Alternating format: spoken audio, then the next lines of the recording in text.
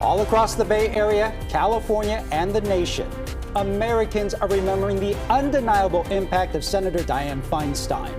Good evening. I'm Ryan Yamamoto. And I'm Elizabeth Cook. The longtime senator, former mayor, and supervisor died overnight at the age of 90. Now everyone from politicians to journalists to her constituents are telling their stories about how Feinstein affected their lives.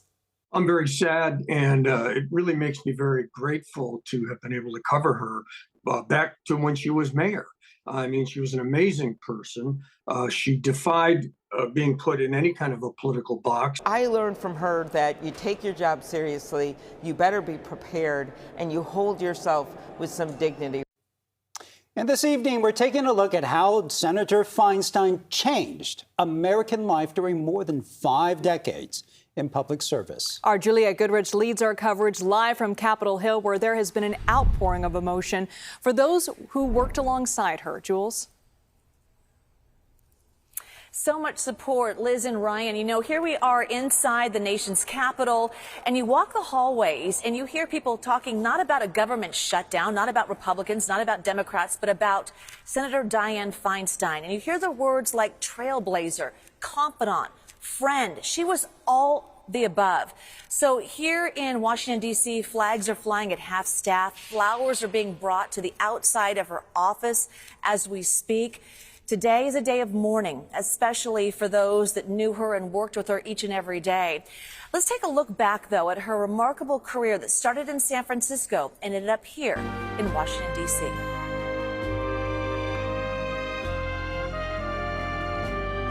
Well, I don't think the board has really done their homework when it comes to taxation. Dianne Feinstein's storied political career began in San Francisco in 1969 when she was elected to the city's Board of Supervisors.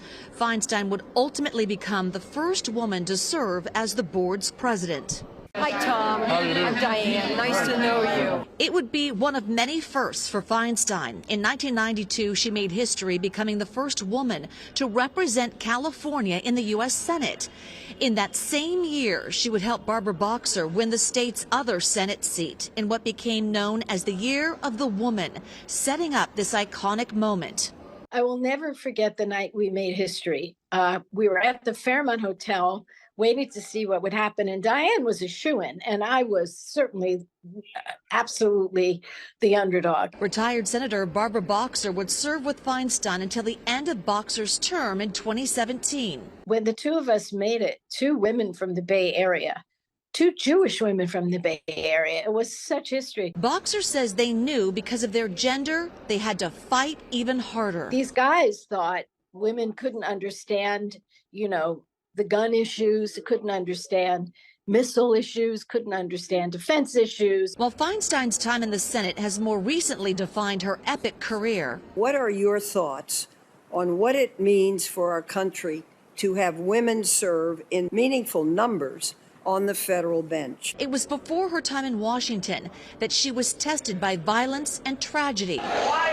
In 1978, as a San Francisco supervisor, she was there when the city's mayor and a trailblazing city supervisor were murdered by another supervisor. Both Mayor Moscone and Supervisor Harvey Milk have been shot and killed. A steely Feinstein would guide and calm a shattered city. I became mayor as a product of assassination, of the mayor being killed and the first openly gay public official being killed by a friend and colleague of mine. She's iconic for that moment, for showing that women could lead. She's been that way the whole time, I think, just very, very, very calm and very measured. Feinstein would take over as San Francisco's mayor, the first woman to hold the post. She would then win the job twice in 2 elections. While she was mayor, she earmarked more money for AIDS research in San Francisco than President Reagan did for the entire country. Feinstein would make an unsuccessful run for governor in 1990, but even in defeat, she was resilient and went on to become California's first female U.S. senator in 1992.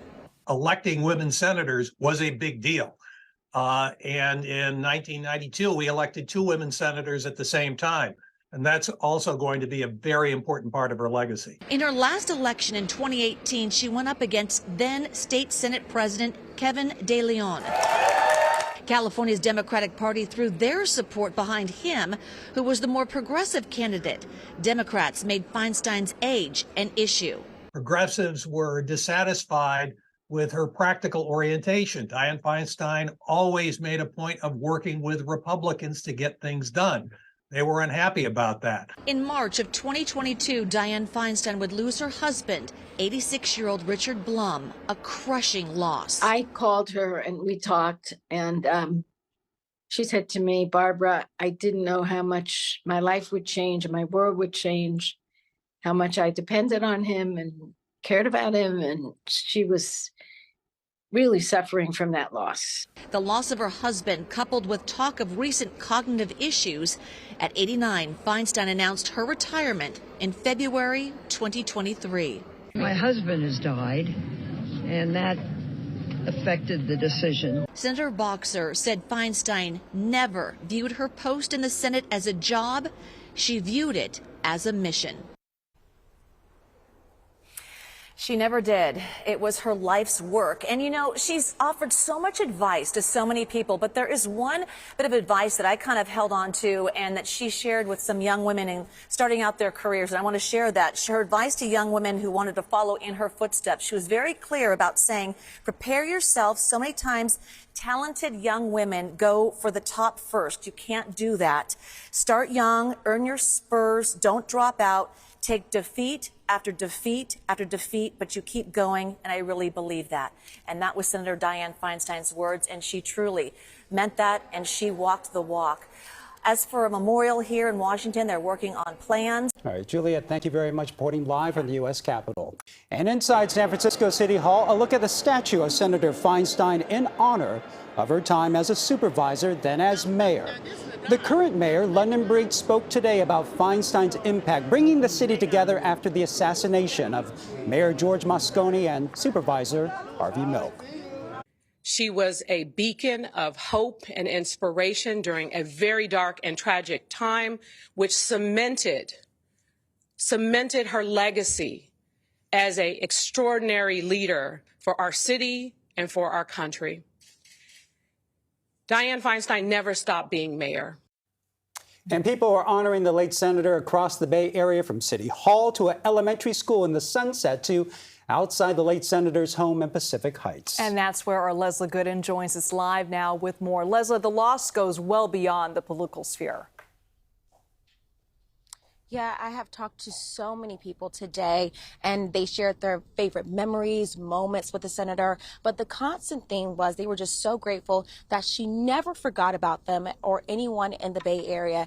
And as we're talking right now, there are people coming up right now dropping off flowers, and that has been the theme everywhere. And so I was able to actually go to City Hall today and get a look at what that looks like.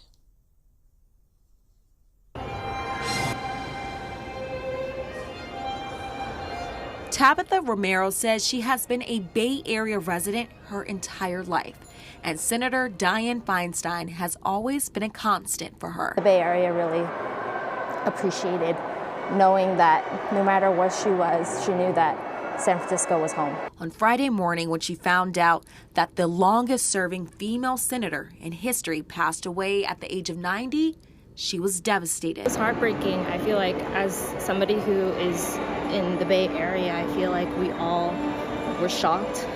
We all were hurt. It's a very hard time knowing that somebody who was such a leader in our community passed away after many years. Many who live in the Bay Area made their way to the 4th floor of City Hall to pay their respect to the senator, writing personal notes to her. I've thanked her for everything she did for the city of San Francisco in particular.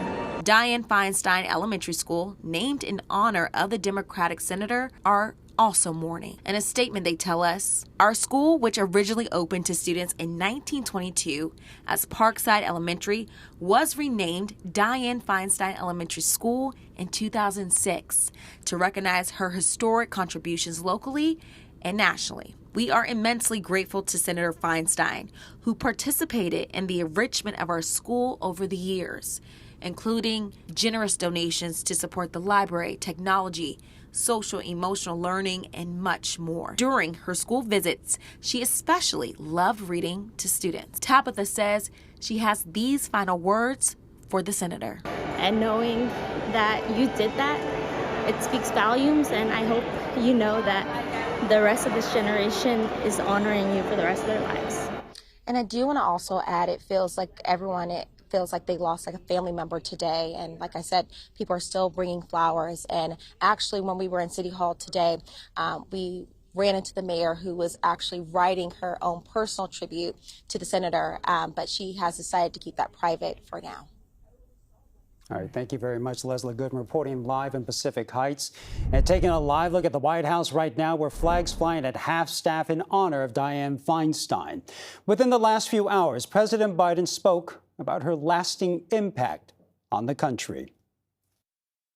She was a historic figure, trailblazer for women, and a great friend. Dianne made her mark on everything from national security to the environment, gun safety, to protecting civil liberties.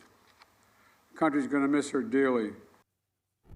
Meanwhile, on Capitol Hill, it was a day full of emotional tributes for Senator Feinstein. And Makovec joins us now with a look at how Feinstein is being remembered by her fellow lawmakers. And now, Senator Feinstein was seen as a moderate who could reach across the aisle and even challenge members of her own party. She was widely respected by politicians from across the nation.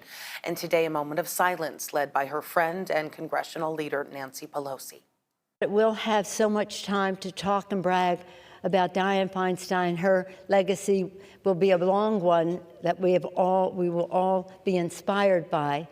But today, at this time, just hours since her passing, rather than talk about her, let us just pray that she rests in peace. In that regard, you can see the rest of the California delegation there at her side. And with that, everybody stood up for a moment of silence. We also heard today from Senator Alex Padilla. It's in part thanks to her groundbreaking career that a Latino son of immigrants could one day not just work for her, but work alongside her to keep up the fight for the American dream. And we heard from the current House Speaker, also from California, Kevin McCarthy, who remembers the two coming together to pass an historic water bill, despite their opposing views. And I believe at the end of the day, the trailblazing of the first woman elected mayor, even coming from a different party, inspired women from both sides of the aisle to seek elected office and to have their voices heard. Feinstein was reelected 5 times, and in the 2012 election, she received 7.86 million votes. That was the most popular votes received by any U.S. Senate candidate in history. She was loved by so many. All right, Ann, thank you so much.